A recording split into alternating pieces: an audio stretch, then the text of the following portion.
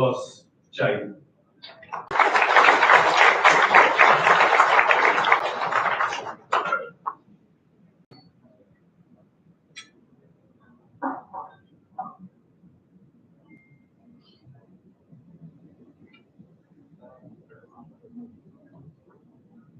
Thank you for joining us, Kyla and Chai. Can you briefly just give a short introduction, both of you?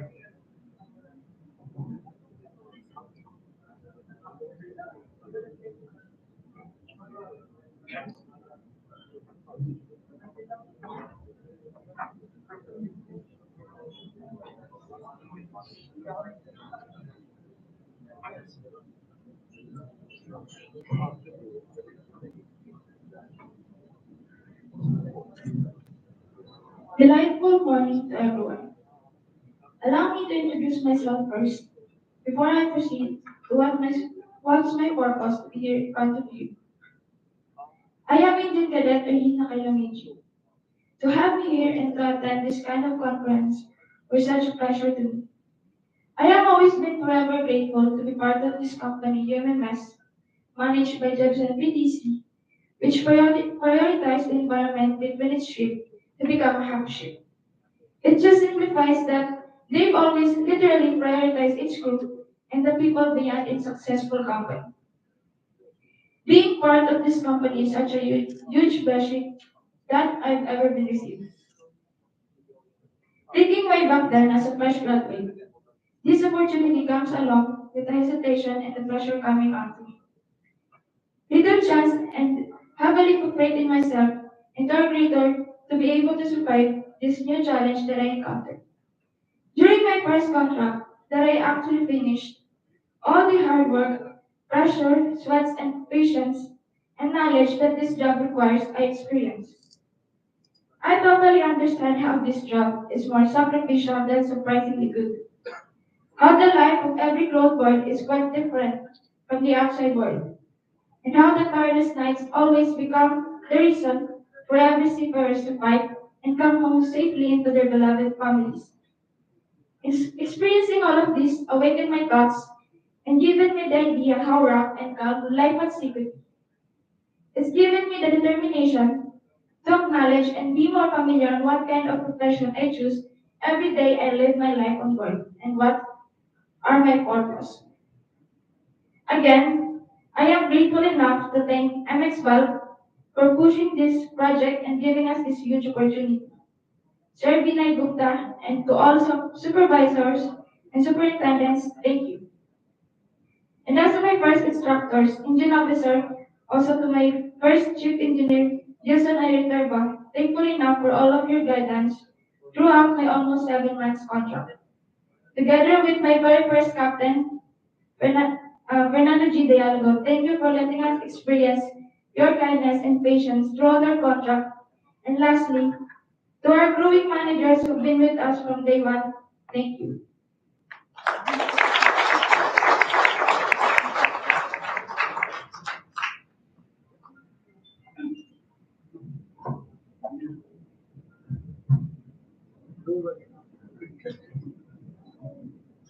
A prosperous day to everyone. I am Len Cadet Abelos Chailavi from Motor Vessel Kim. First and foremost, I would like to take this chance to personally thank everybody, especially UMMS, Jepson PTC, MX Gold, and everyone who made this program possible. Thank you for the opportunity and trust you have given to all the female cadets. This is a huge for us, especially we are entering a male dominated industry. It's an honor to be part of your pilot project. My first experience being on board our vessel is absolutely magnificent. It is indeed hard to absorb and adjust to a life of a seafarer, but with everyone's help and guidance, it became bearable and memorable. Our department introduced me with every aspect on board in order to be familiarized and accustomed to our field of work, which made an enormous impact, for it became a tremendous factor why I experienced unforgettable moments and learned things that I never thought I'll encounter. In line with this, I can proudly say that my first journey as a seafarer is astonishing. I have learned and gained a lot. In addition, thank you, Sir Binay Gupta, to all supervisors and superintendents, our crewing managers, our Sir Captain Dialogo, officers and crews as my first instructor and thank you, sir.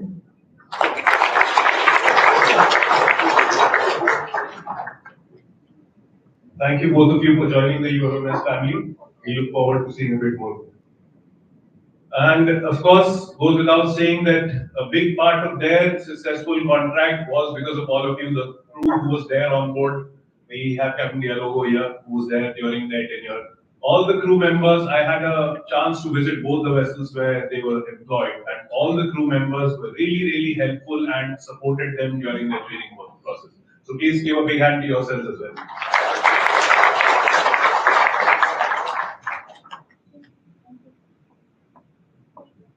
Going ahead, because we've started with the introduction of cadets, the topic we are going to discuss is back to basics. I know all of you have been on board for very, very long tenures, and sometimes, some things we feel are taken for granted at times on board. We feel, yes, this has been done repeated times, or this has been done in a certain way so many times, but what we fail to remember is our basics. So the topic we'll take today is back to basics. We'll go with watchkeeping, housekeeping, training, communication, and a few commercial aspects of the basics today. The housekeeping training measures, cargo safety, operations, watchkeeping, emergency procedures, communication, all these are a major part of your day-to-day activities.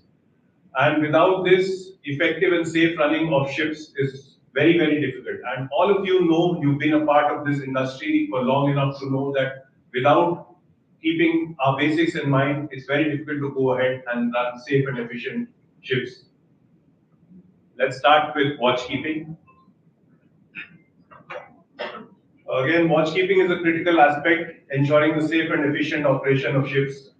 It involves maintaining a constant vigil over the ship system, equipment, and surroundings to identify and respond to any potential hazards. Let us start with safety and security. Of course, that is the primary thing which we cater to during our watchkeeping responsibilities. And the basics of safety and security, as someone very rightly mentioned yesterday during the seminar, safety is our own responsibility. Each crew member, again, is responsible for their own safety. Of course, your senior members, your team leaders, they are there to guide you, to fill the permits, checklists, and all. But again, you are the people who are working on site. You are the best judge of what can go wrong, or if you have even the slightest of doubts, fall back, go back and communicate with your people. Go back, talk to your team leader, talk to your team. Okay, maybe this is not right. Why do we fill checklists? I mean, how many of you would agree with me that following checklists are important? Raise of hands. Thank you. And why are checklists important? Because there are probably maybe 20, 30, 50 aspects to check before every certain operation. And you may remember probably one less item. Maybe if there are 20 items, you may remember 19, but miss out on one simple item. And that can actually cause a catastrophe later on. So that's why we have checklists and procedures to follow. Please fall back on checklist procedures, your risk assessments, your permits. All those are there to remind you of the basic steps which we need for all operations. Again, cargo handling is a very, very important aspect of your basic watchkeeping duties. What we've realized in the last few days is that the use of mobile phones has increased. Once the ship reaches the port, every crew member gets some data. So you normally see a lot of watchkeepers near the gangway or during the cargo watches having their mobile phones because they're connected to their family. Of course, it's a good thing, but then during your watchkeeping, what we would like to emphasize is your focus has to be there on the cargo operations. There are so many things going in parallel. Your loading, discharging, your ballasting, your cargo gear in operation, generator starting, stopping, your holes opening, closing. So many times people have, I mean, there have been a few cases where stevedore damages were not noticed or noticed later than the ship departed. And all of you realize that all these things have commercial aspects related to it. We had a few cases where stevedore damages were identified a few days after sailing or after hold washing, or it was not realized at all, or it was realized at the next port. And all these small things matter. I mean, if you're there during a cargo watch, if you're there during an engine watch, it's really, really important that you put your focus on your basics. Please do basic watch keepings correctly. Again, navigation watches. So many times we've had people who've come into navigation watches who are not alert, who've not been rested properly, or who take the watches for granted. Sometimes, I know your life is very busy. Sometimes you have a lot of paperwork, sometimes you have something to do. But again, watch keeping, navigation watches are really, really important. All the other people are trusting their lives on you because you are there keeping a safe navigation watch. So please be careful, remember your basics, follow your checklists. Again, same goes with the engine room watch. Go back to the days where we did not have so much digitalization. When we used to go to the engine room, you used to physically check all the machineries, take temperatures by hand, there were no ray guns. And that is what you need to inculcate with the newer generation as well. As trainees, as senior officers, what you need to tell your juniors is to stick to your basics. Of course, once you know your basics, I mean, today I can make a sentence out of these alphabets because I know my ABCD. Without this, nothing of no none of my sentences or words were possible. We built on upon our basics. Safety during watch keeping again is a lot of aspects we cover during the safety. Again, maintaining a constant lookout, follow all established safety procedures, communicate effectively, take care of all your basics. The next topic we would cover is housekeeping. Again, housekeeping is a very, very important and critical aspect of your basics. Why we need you to maintain efficient housekeeping is to avoid any issues, injuries on board the ships. The basic housekeeping procedures again include clean spills and debris immediately, dispose of trash and waste, keep accommodation areas, walkways, staircases clean, and ensure no leaks on deck and engines. You know that small slips, trips, and falls can cause so many accidents. We've had a major accident on one of our fleets also where the chief engineer has slipped and we had to divert the ship for some emergency evacuation. So I'm sure most of you know the case. So all these small aspects of basic watchkeeping are to be adhered to. You never know when something small becomes big. So again, going to the basic housekeeping procedures, the living and working spaces. Working spaces also include your deck and engine room. Again, when we say this is your home away from home, so please help to keep it clean. I know a lot of you on board. I've met a lot of you on board who actually have told me the same thing. That sir, this is our home away from home. So we have to keep our basic housekeeping duties. We have to follow our basic housekeeping duties as we do at home. And again, good housekeeping is everyone's job. It is not the leader's job. It is not the job of one person. It is everyone's job. Basic housekeeping procedures in the cargo holds. We all know that cargo holds is something which is very, very important for the commercial safekeeping of the ship. So basic housekeeping, cleaning of holes, again, is very, very important.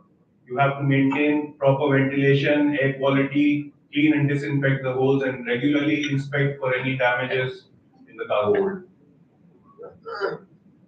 hold. Another major part of your basics is training. Without training, we cannot go ahead. And we have to do that on all levels, from the office onward. As a team and as a senior, your job is to train the person who's with you on board your team correctly, in a correct way. Onboard training programs are designed to provide our crew members with the knowledge and skills they need to perform their duties safely and efficiently.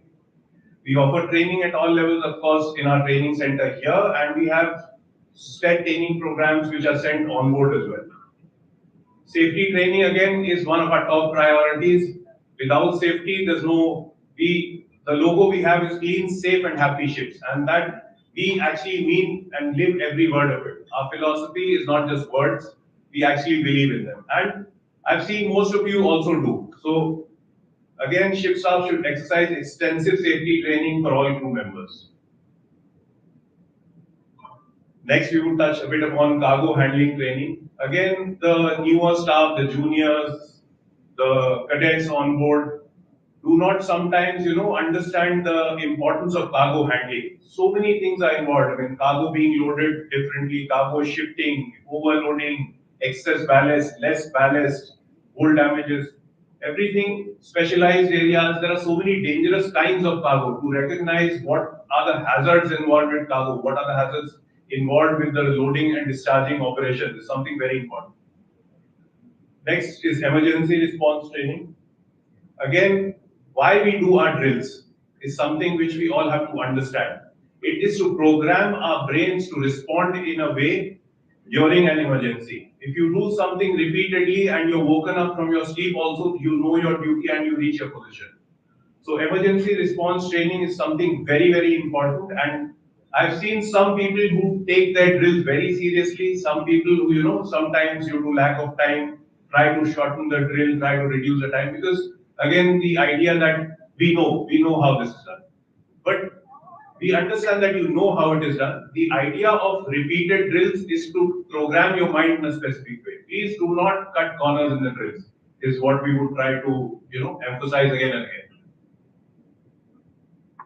Again, preventive measures and checklists. As we discussed earlier, checklists and procedures are very, very important for you to, follow. Now we come to basic checks and countermeasures. Okay, there are things which happen. Even if you do your basics correctly, your watch keepings correctly, there are countermeasures which need to be in place to, regularly check what is happening and correct if something is going wrong. Again, as we were discussing, if you go back to your team leader, tell him that something might not be correct or I see something which is wrong. There are countermeasures which can be implemented in place to, make things correct. Coming to safety measures, again, we would repeat regular drills and safety preparations, adherence to safety regulations, proper maintenance, and regular safety audits for the vessels are very important to ensure that things are going correctly. Cargo operations, we've briefly touched. Again, cargo handling equipment, cargo security, all your basic checks matter. I mean, before you reach the port, whether your things are ready, whether your hatch covers are opening and closing properly, your generators are ready, your emergency lights are ready, all your cargo gear is ready, you know what to do, your cargo plan is ready. I mean, the process starts at a very, basic stage where you receive what cargo is next, what cargo comes next, or what voyage you're getting. Basic passage planning is important. Then you start preparing, okay, I should not overload my vessel. What kind of cargo should I load? How much can I load? What are the draft restrictions at the arrival port, at the departure port? What is the salinity of water? So many things you do, and all this is going in parallel. Some if you tell someone from the outside world, it's actually very overwhelming what all of you guys are doing on board. So, but then again, sticking to our basics, doing the basic steps correctly, following checklists would ensure that things don't go wrong every time, each and every time you follow the basics. Again, coming back to emergency procedures, the procedures we have for man overboard, fire drills, abandoned ship, machinery failures, rescue operations, evasive maneuvers, and medical emergencies are something which you should be ready and again be prepared for. Coming to record keeping, again, a very, very important part of our basic checks. Saying that, if there's a damage or a stevedore damage, going back to what we were discussing earlier, if you don't have the proper evidence, if you don't have the proper email supporting your evidence, and if your record keeping is not proper, if you've not documented it correctly, things are not proved. I mean, you know that better than us that keeping evidence, keeping photos, videos of what happened, record keeping, logging down data in your logbook is so important. All of you have been part of port state controls. What we tell everyone is once the port state comes on the gangway, meets your guy at the podium who's at the gangway check person.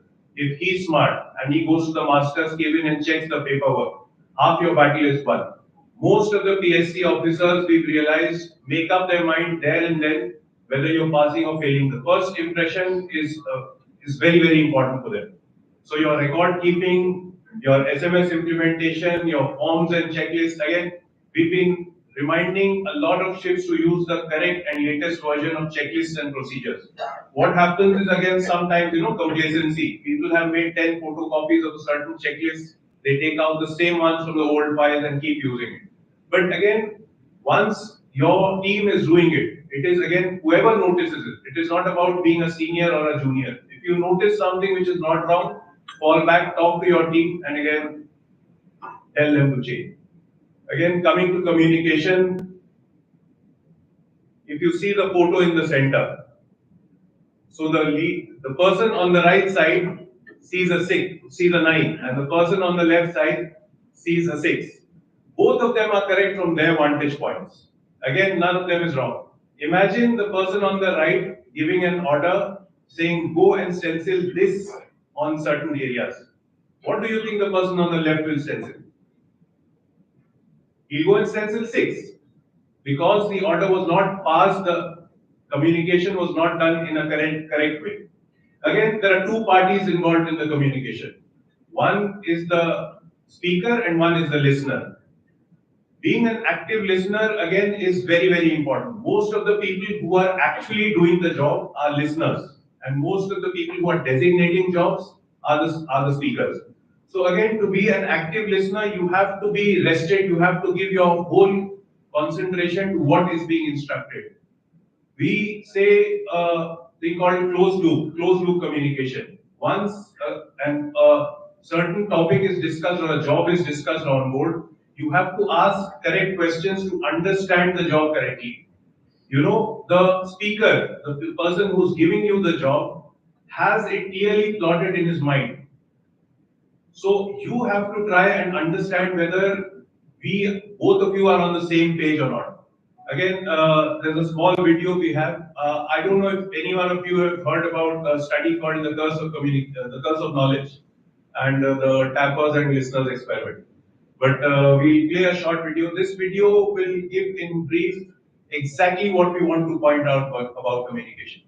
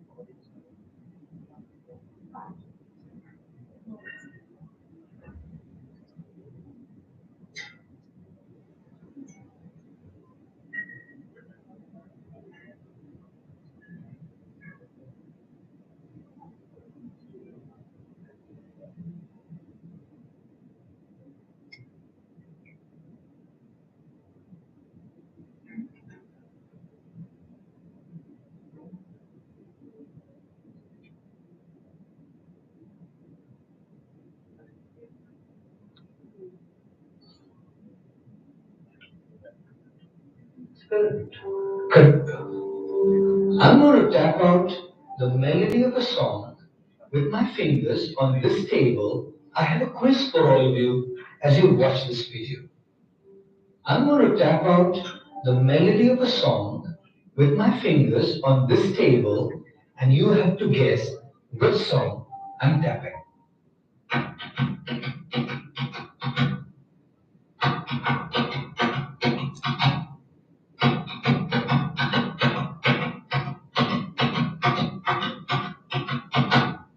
Guess? You may or may not have guessed the song, but I'm sure you're all wondering what's wrong with this man? Authors Chip and Dan Heath wrote an article for Harvard Business Review called The Curse of Knowledge, based on an experiment conducted at Stanford University in the year 1990.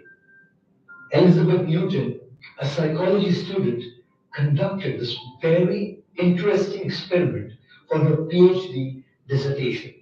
She called it Tappers and Listeners Experiment.